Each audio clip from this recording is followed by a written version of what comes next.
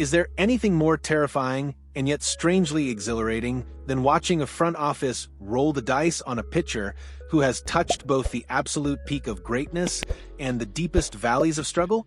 Welcome back to the channel, everyone. Today, we aren't just talking about a roster move. We are talking about a philosophical decision that could define the early months of the 2026 season for the Philadelphia Phillies. The question burning through the streets of South Philly right now is simple but heavy. Can lightning strike twice in the same bottle, or are we just chasing ghosts of postseasons past? We are staring down the barrel of a rotation that looks drastically different than the juggernaut we saw just a year ago. Ranger Suarez is gone, having cashed in on free agency elsewhere. Zack Wheeler, our ace, our rock, is potentially sidelined to start the season. That leaves a void, a massive, gaping hole in the rotation that needs more than just a bandage. It needs a legitimate arm. And the name surfacing right now? It's a familiar one. It's a polarizing one. It's Walker Buehler. Bleacher Report's Joel Reuter is predicting a reunion, a move that would bring the two-time World Series champion back to Citizens Bank Park. Now, before you roll your eyes or jump for joy, let's set the stage properly. We aren't talking about the 2021 Cy Young contender version of Buehler. We are talking about the man who has been through the wars, Tommy John surgery, a disaster stint in Boston, and a brief, tantalizing cup of coffee with us last year. The narrative here is thick with tension. On one hand, you have the depth piece argument. You need someone to eat innings while Wheeler recovers. You need insurance for Taijuan Walker and the young guns. On the other hand, you have the skepticism of a fan base that knows exactly what a 5.45 ERA looks like, because that's what he posted in Boston before we scooped him up. But here is where the story gets juicy. When he arrived in Philly last season, something clicked. In a microscopic sample size of 13 2/3 innings, he posted a 0.66 ERA. Was it a fluke? Was it the adrenaline of a pennant race? Or did the Phillies pitching lab unlock something the Red Sox missed entirely? This isn't just about signing a pitcher, it's about betting on pedigree over recent performance. It's about believing that a guy who closed out a World Series on one day of rest still has that dog in him. The context here is critical because the Phillies are in a championship window that is wide open, but the breeze is starting to feel a little chilly. Every decision, every minor league contract, with an invite to spring training, every 1 year, prove-it deal carries the weight of a franchise desperate to get back to the promised land. We are looking at a potential signing that screams high risk, high reward. And frankly, that is exactly the kind of drama that fuels this city. To truly understand why this prediction matters, we have to step into the time machine and look at the trajectory of Walker Buehler's career, because it reads like a Shakespearean tragedy with a potential redemption arc. This isn't just a guy we found on the scrap heap. This is a two-time All-Star with a pedigree that most pitchers only dream of. Go back to his prime with the Los Angeles Dodgers. He was electric. He was the guy you wanted on the mound in Game 7.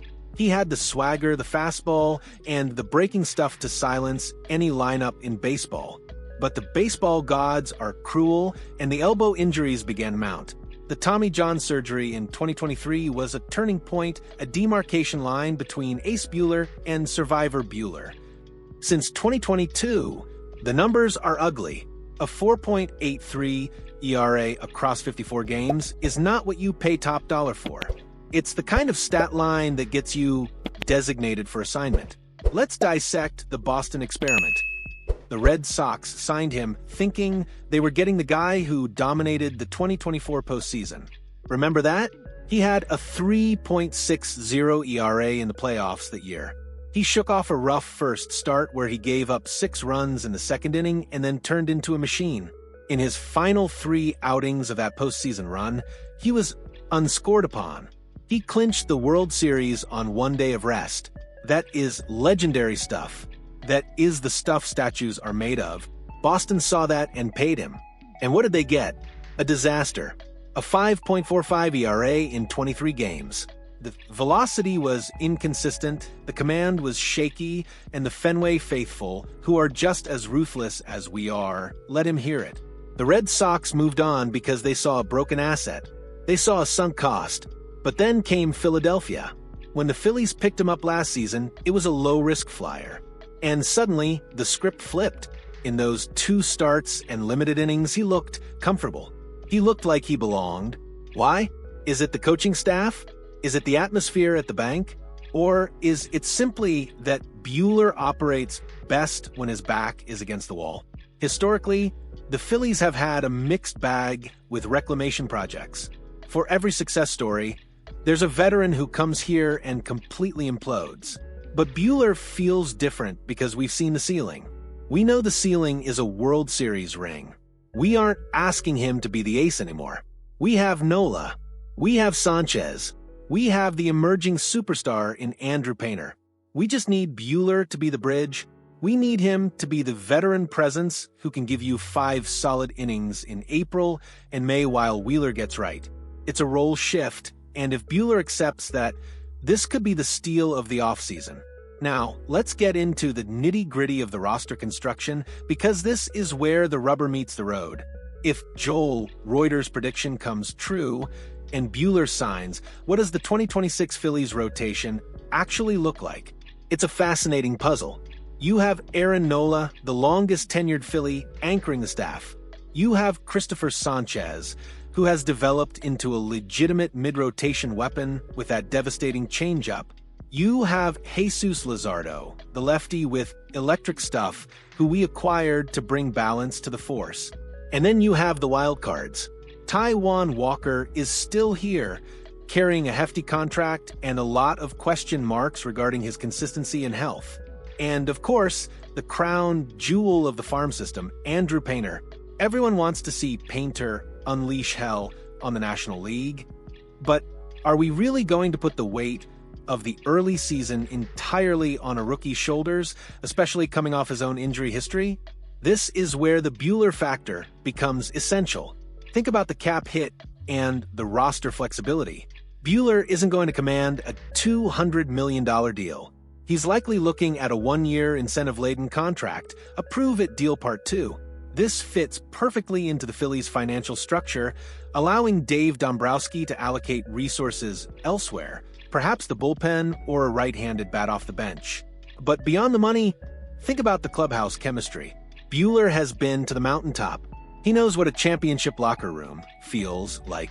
Bringing that experience into a room that is hungry, that has been so close so many times, is invaluable. He can mentor Painter. He can share war stories with Nola. He adds a layer of toughness that you can't quantify with analytics. However, we have to look at the worst-case scenario. What if the Boston version of Buehler shows up? What if the elbow barks again? Then you are left scrambling. But here is the counter-argument. If he struggles, you cut bait. The financial commitment is likely low enough that it doesn't cripple the franchise. But if he succeeds, if he gives you even 80% of what he was in Los Angeles, you have suddenly deepened your rotation to arguably the best in the division. Imagine a playoff rotation of Wheeler, Nola, Luzardo, and a revitalized Buehler or Painter. That is terrifying for the Braves, the Mets, and anyone else standing in our way. The fans are split on this. I see the comments already. Half of you are screaming, "He's washed. Don't waste the roster spot."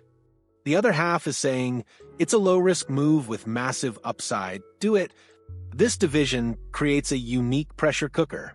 We cannot afford to start slow because Wheeler is out. We need wins in April just as much as we need them in September. Buehler, despite the scars, knows how to win. So, where do we land on this? Is re-signing Walker Buehler the move that pushes the Phillies over the edge, or is it a desperate grasp at fading glory? When you look at the landscape of Major League Baseball right now, pitching is the most volatile currency there is. Arms are breaking down at record rates. Aces are becoming extinct. In this environment, depth isn't a luxury, it is a necessity for survival. The Phillies got a taste of what Buehler could offer last year. A tantalizing 0.66 ERA that whispered promises of a resurgence. To let that walk away without seeing if there is more in the tank feels like a mistake. We aren't asking him to carry the franchise. We are asking him to hold the line. We are asking him to be a professional, to eat innings, and to give this team a chance to win every fifth day until the cavalry arrives. The narrative of the washed-up veteran finding one last spark in Philadelphia is a story we love. We love the underdogs. We love the guys who have been knocked down and get back up. Walker Buehler fits that mold perfectly right now. He has the ring, he has the scars, and he has something to prove. If he can harness that postseason magic he showed in 2024, even in flashes, he becomes a weapon.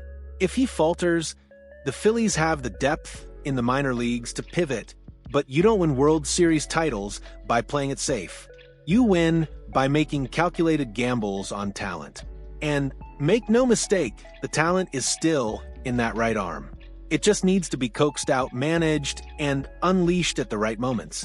I want to know what you think. This is the part where you, the best fan base in sports, get involved. Do you trust Walker Buehler to hold down the fort while Wheeler is out? Or do you think the Phillies should be looking at a younger, perhaps more stable option, even if it costs more in trade capital? Is the ghost of his Boston tenure too scary? Or do you believe in the magic he showed in Philly last year? Drop your thoughts in the comments below. I read every single one of them. Let's get a debate going. And hey, if you enjoyed this deep dive into the Phillies' offseason strategy, do me a massive favor. Smash that like button, subscribe to the channel, and hit the notification bell. We are going to be covering every pitch, every signing, and every rumor as we march toward opening day. Let's get ready for another wild ride. Stay passionate, stay loud, and I'll catch you in the next one.